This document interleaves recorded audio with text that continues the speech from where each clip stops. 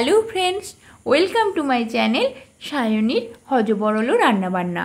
সবাই কেমন আছো? আশা করছি সবাই খুব খুব খুব ভালো আছো। আজ আমি একটা পটলের রেসিপি দেখাবো, দই পটল। তো চলো আমি দই দিয়ে কিভাবে পটলটা বানাচ্ছি তোমাদের সাথে শেয়ার করব। আর তোমরা কিন্তু দেখে অবশ্যই জানিও কেমন লাগলো। আর প্রথমেই বলে রাখি, please please please like, share এবং সাবস্ক্রাইব করে দিও আমার চ্যানেলটিকে। আর যারা নতুন এসেছো তাদেরকে রিকোয়েস্ট করছি যে শেয়ার করার জন্য এবং চ্যানেলটিকে সাবস্ক্রাইব করে দেওয়ার জন্য। দেখো, প্রথমেই আমি একটা মশলার পেস্ট বানিয়ে নিচ্ছি। এটা গুঁড়ো মশলা, জিরে গুঁড়ো নিয়েছি, ধনে গুঁড়ো, লঙ্কা গুঁড়ো আর হলুদ গুঁড়ো 1 চামচ করে সবগুলো নিয়েছি এবং একটা বাটিতে অল্প একটু জল দিয়ে সেই মশলা গুঁড়োর পেস্টটা বানিয়ে রেখে দিচ্ছি। তারপরে দেখো আমি আরও একটা পেস্ট বানাবো এবার মিক্সিতে।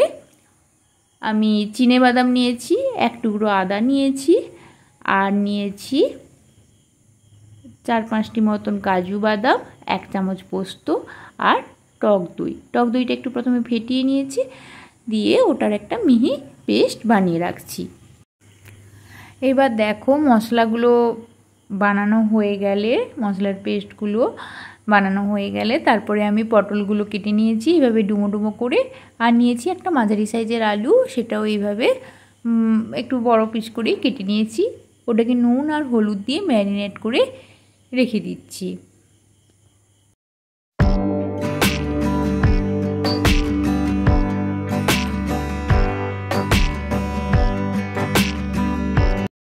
এবার চলো প্রথমে রান্নাটা স্টার্ট করা যাক। প্রথমে তেল দিয়ে দিয়েছি, আমি সাদা তেলই ইউজ করছি, সানফ্লাওয়ার অয়েল। তো তোমরা চাইলে সর্ষে তেলেও রান্নাটা করতে পারো, কোনো অসুবিধেই নেই, বা যে কোনো সাদা তেলেই করতে পারো। তো তেলটা গরম হয়ে গেলে আমি প্রথমে একটু আলুটা ভেজে নিচ্ছি। দেখো আলুগুলো ভাজা হয়ে গেলে এরপর পটলটাও ওই একই তেলে লাল লাল করে ভেজে তুলে নিতে হবে।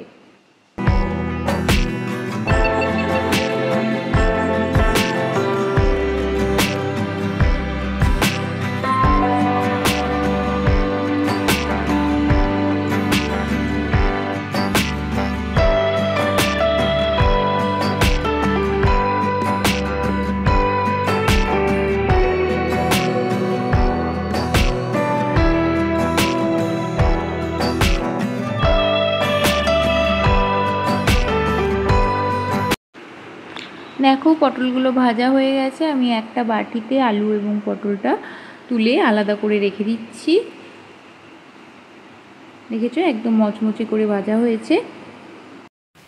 যে তেলে আমি আলু আর পটলটা ভেজেছিলাম ওই একই তেলে আমি গোটা গরম মশলা দিয়ে দিচ্ছি,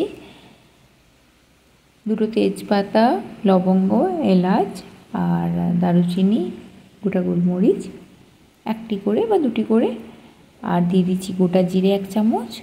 তারপরে ওই যে একটা গুঁড়ো মশলার পেস্ট বানিয়ে রেখেছিলাম সেটা দিয়ে দিচ্ছি এবং ভালো করে কষিয়ে নিচ্ছি বেশ কিছুক্ষণ।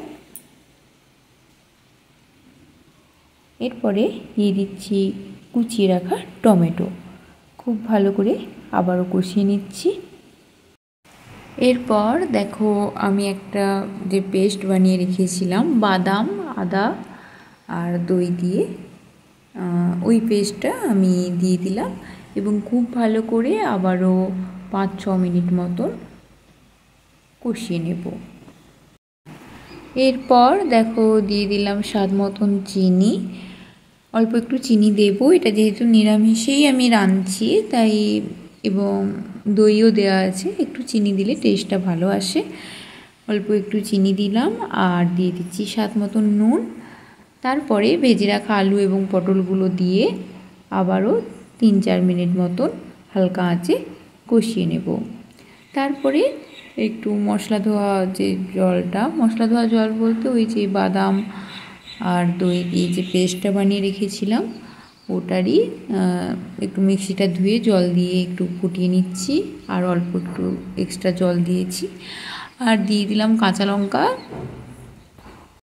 আর সবশেষে কাসুরি মেথিকে একটু হাতে ভালো করে গুঁড়ো করে নিয়ে ওটা দিয়ে দিচ্ছি। এরপর দেখো আমার রান্নাটা অলমোস্ট হয়ে গেছে। এরপরে দিয়ে দিলাম গরম মশলা গুঁড়ো। তো রান্নাটা প্রায় কমপ্লিট।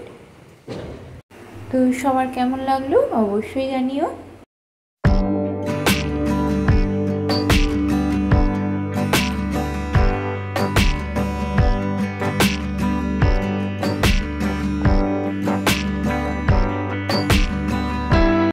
তো থ্যাংক ইউ, আজকে এই পর্যন্তই। সবাই ভালো থেকো, সুস্থ থেকো।